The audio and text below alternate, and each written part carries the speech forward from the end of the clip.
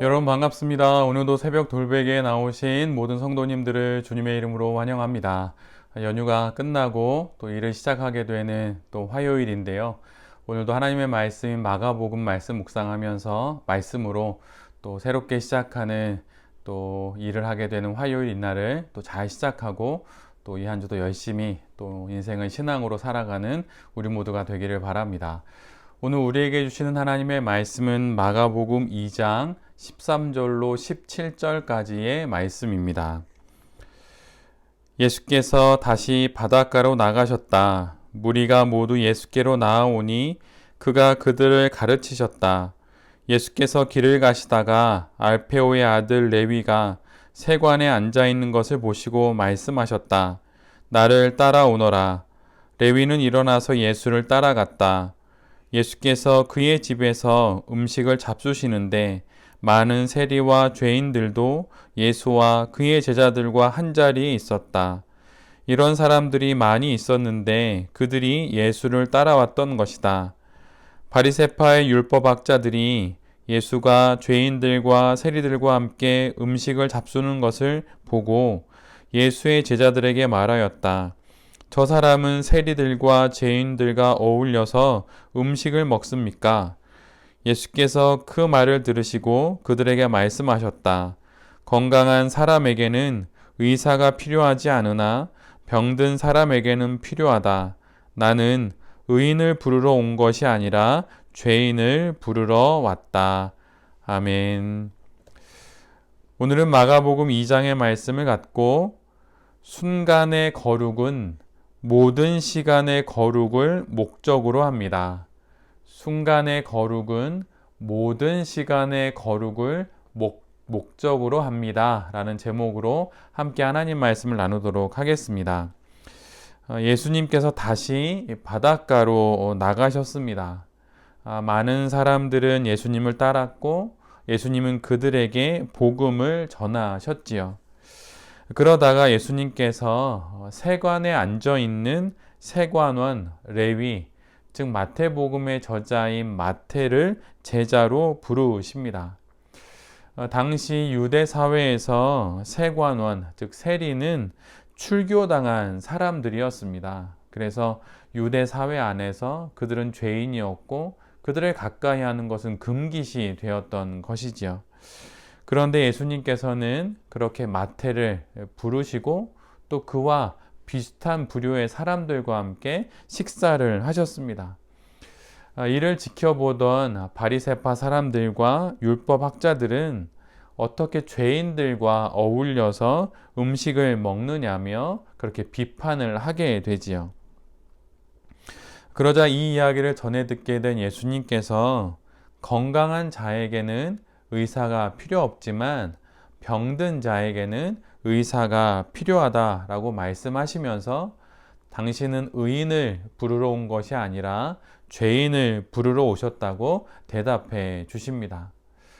그리고 우리가 오늘 함께 보지는 않았지만 매일 성경의 오늘의 본문에 따르면 뒤이어서 또 두 가지 논쟁이 더 기록됩니다. 왜 요한의 제자들 바리새파 사람들과 달리 예수님과 제자들은 금식을 하지 않느냐고 이렇게 또 비판하고 또 안식일에 밀밭 사이를 예수님과 제자들이 지나가게 되었는데 그때 밀 이삭을 자르고 또 이제 그 모습을 바리새파 사람들이 보면서 어찌 안식일에 해서는 안 되는 일을 하느냐고 묻게 됩니다. 이처럼 논쟁이 오늘 본문에서 이렇게 세 개가 연이어서 나오는 것이죠.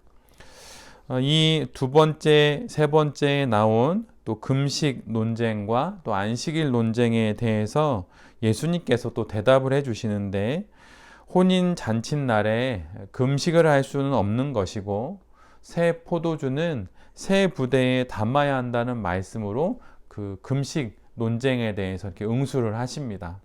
그리고 안식일 논쟁에 대해서는 안식일이 사람을 위해 생긴 것이지 사람이 안식을 위해 생긴 것이 아니다라는 그런 말씀으로 또 대답을 해 주십니다.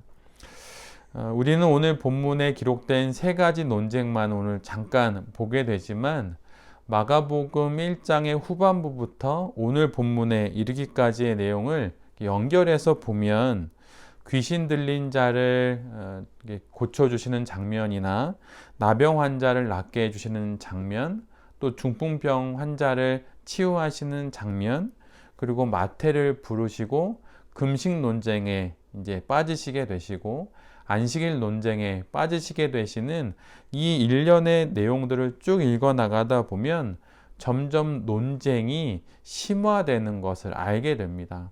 말하자면 율법에 박혀 있었던 내용에서 점점 율법의 중심 안으로 그런 내용들과 또 사안들이 이렇게 전개된다고 하는 것이죠. 그래서 마치 소용돌이처럼 이렇게 주변에 있던 내용들로부터 중심에 있는 내용으로 점점 논쟁은 깊어지게 되고, 또 반대로 그러면 그럴수록 예수님이 어떤 분이신지, 그분의 정체성과 예수님이 이곳에 왜 오시게 되었는지라고 하는 그런 부분은 더 밝히 밖으로 드러나는 그런 양상을 띠게 됩니다. 그런데 1장 후반부부터 오늘의 본문에 기록된 세 가지의 논쟁을 연이어서 이제 계속 읽어 나가다 보면 우리가 발견하게 되는 것이 하나 있습니다. 그것은 예수님께서 질병을 갖게 된 이들을 치유하심은 그들의 어떤 한 질병, 그것을 낫게 하는 것이 목적이 아니라는 것이에요. 그것이 아니라 그들의 한 사람으로서의 일상이 회복되는 것이 예수님의 치유의 궁극적인 목적이라는 것을 알게 됩니다. 그러니까 좀 더 큰 의미를 갖고 예수님께서 그 모든 것을 행하시는 것이지요. 금식 논쟁 역시 마찬가지입니다. 우리의 신앙 인생에서 우리가 금식을 하거나 아니면 율법에서 금식을 이야기하는 궁극적인 목적은 그 금식을 통해서 일상의 모든 삶들을 경건하게 살아가야 함을 알게 하는 것이죠. 그래서 금식을 통해 짧은 어느 한순간, 어느 한날의 금식을 통해서 일상 전부를 경건하게 살아가게 하기 위해 금식을 하는 것입니다. 그리고 안식일이 목적으로 하는 것은 안식일 뿐만이 아니라 그것을 안식일로부터 비롯되어서 삶 전부를 안식일처럼 경건하게 살게 하기 위함이라고 하는 것입니다. 이처럼 이 땅에 오신 예수님의 참 뜻은 모든 사람들을 모든 시간과 모든 사건 속에서 구원하심으로 그들의 모든 인생을, 그들의 인생 전부를 거룩하게 하시는 것입니다. 나병의 사건이든 중풍병자의 삶이든 세리 마태의 인생이든 금식과 안식일의 논쟁, 이 모든 것들을 통해 예수님께서 궁극적으로 지향하시는 것은 어떤 위기의 모면이나 어떤 질병의 어떤 순간에 그 질병의 치유나 어떤 금식과 안식일 규정의 준수, 그것이 아니라 그것보다 더 큰 그들을 구원하시기 위한 바로 하나님의 뜻이라고 하는 것, 그것을 지향하고 있다는 것을 우리 모두가 잘 알아야 합니다. 우리가 하는 어떤 신앙 생활들이 있고 또 그 안에서 우리가 하는 여러 일들이 있는데 그것들의 모든 결론은 우리의 모든 시간, 우리의 모든 공간, 즉 우리의 전부가 구원받는 것입니다. 어느 한 순간, 어느 한 시간, 어느 한 공간에서의 거룩은 결국 모든 시간, 모든 공간에서의 거룩을 위한 하나님의 선물인 것이죠. 주일에 예배당에 나가 예배를 드리는 이유는 주일을 포함한 나머지 모든 일주일이 주일처럼 예배하는 자로 살아가야 하는 삶이라고 하는 것을 알게 하시기 위함입니다. 주일에 헌금을 드림은 나머지 6일 동안 우리가 거두게 되는 모든 어떤 재물들이 하나님으로부터 온 선물임을 알아서 거룩한 곳에 사용하기 위함인 것이죠. 주일에 찬양을 하고 말씀을 듣는 이유는 나머지 6일도 찬양과 말씀으로 살아가기 위함입니다. 한순간의 거룩은 모든 순간의 거룩을 목적으로 하는 것이에요. 여러분, 이 문장을 잘 기억하십시오. 한순간의 거룩은 모든 순간의 거룩을 목적으로 합니다. 어느 한날의 거룩은 우리 인생의 전부의 거룩을 목적으로 하면서 그 날을, 그 순간을 하나님께서 우리에게 허락해 주신 것이지요. 예수님께서 우리의 병을 고치시는 이유는 그 병의 치유를 넘어 우리로 예수님이 나의 구원자요, 메시아요, 그리스도임을 알게 하시기 위함입니다. 몸의 건강을 넘어서 영혼의 건강을 눈여겨보게 하시기 위함입니다. 우리의 신앙이 어떤 텍스트에 갇혀서는 안 됩니다. 글자로 적힌 문자의 의미에만 갇혀서는 안 되죠. 그 텍스트 이상으로까지 나아가야 합니다. 어느 목회자의 말처럼 성경은 주름이 많은 텍스트입니다. 그래서 주름을 피면 우리가 알지 못했던 더 많은 내용들이 그 안에 있는 것이지요. 그래서 성경을 그 말씀의 문자로만 읽어서는 그 의미를 제대로 알 수가 없습니다. 마치 야곱의 사다리처럼 말씀을 사다리 삼아서 그 텍스트를 통해 보게 하시는 하나님의 컨텍스트를 읽는 곳까지 우리 모두가 나아가야 하는 것입니다. 그런데 바리새인들과 율법 학자들은 율법의 텍스트에 붙잡혀서 금식을 하지 않는다고, 안식일 규정을 준수하지 않는다고 예수님과 제자들을 비난했던 것이죠.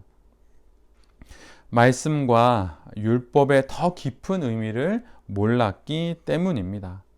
새 포도주가 담겨야 할 새 부대가 그들에게는 없었던 것이에요.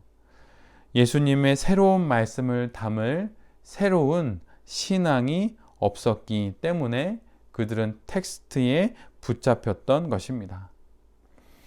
텍스트와 문자를 넘어서 하나님의 마음을 읽는 곳까지 나아가는 우리 모두가 될 수 있기를 간절히 바랍니다. 그래서 우리에게 허락하신 어떤 은혜의 한 순간은, 아니면 어떤 거룩과 경건을 위한 훈련의 한 순간은 그 순간에 어떤 은혜를 위한 것뿐만이 아니라 그것을 씨앗 삼아서 나머지 우리의 모든 인생, 모든 시간, 우리가 걸어가는, 살아가는 모든 공간을 그거와 맞춰서 그것처럼 살아야 한다고 우리 하나님께서 우리에게 알려주시기 위해 그 은혜를 주셨다고 하는 것을 우리가 잘 기억해야 할 것입니다. 그래서 하나님의 마음과 하나 되는 인생을 살아가는 우리 모두가 될 수 있기를 간절히 바랍니다. 새 포도주가 담기는 새 부대와 같은 놀라운 은총의 삶을 일상의 삶에서 잘 살아가는 우리 모두가 될 수 있기를 간절히 바랍니다. 설 연휴가 끝나고 이제 일상으로 돌아가는 화요일입니다. 오늘부터 새롭게 살아가는 이 땅에서의 삶의 모든 시간과 공간을 거룩으로 살아가고자 애써보는 우리 모두가 될 수 있기를 간절히 기도드립니다. 아멘. 기도하겠습니다. 주님, 말씀은 참 신비롭고 깊고 높고 넓습니다. 금식도 안식일도 치유도 나음도 모두 우리를 더 깊은 하나님의 마음으로 인도하시기 위한 표지판과 같은 것들입니다. 순간의 거룩을 통해 우리의 모든 것을 거룩하게 하시려는 하나님의 마음을 알아 우리에게 주신 삶을 잘 살아가는 우리 모두가 되게 하여 주시옵소서. 이 모든 말씀 예수 그리스도의 이름으로 기도드립니다. 아멘.